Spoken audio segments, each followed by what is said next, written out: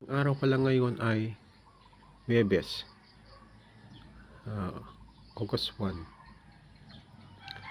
Malapit na ang Pasko, kaya hanggang dito na lang po. Maraming salamat. Hi po mga kababayan, magandang umaga. Ang oras ngayon ay alas 6, 20. Sa ngayon po, medyo makulimlim ang panahon, pero hindi pa naman masasabi na mayroon tayong LPA kasi ang panahon ay wala pa namang sinyals na umuulan. Dito ay wala naman tayong nararamdaman na hangin, normal lang, kaya siguro naman sinyals lang naman ng tag-ulan to o uulan, pero hindi naman siya uulan talaga.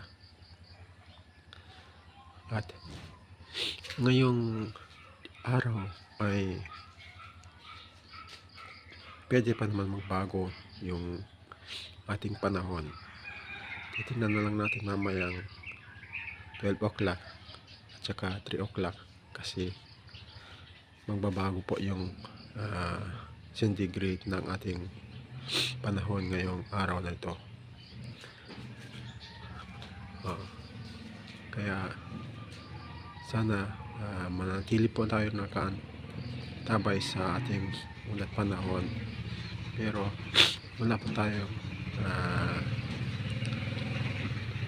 nakita na senyales ng tag-ulan, ng ulan, kasi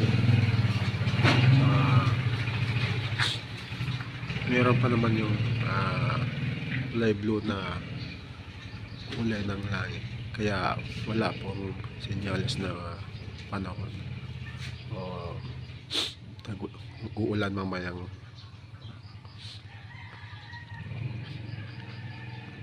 last 10 or 3 o'clock, mga ganon.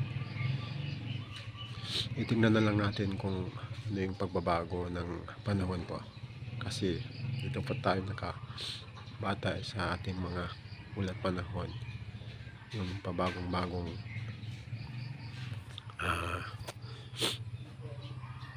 panahon. Kaya di po natin masasabi na uulan ngayon. Mamaya po titingnan natin mamaya 10 o'clock at 3 o'clock po para kita natin na ang panahon ay uulan talaga. Kaya hanggang dito na lang po mga idol. Maraming salamat po ulit. Bye bye.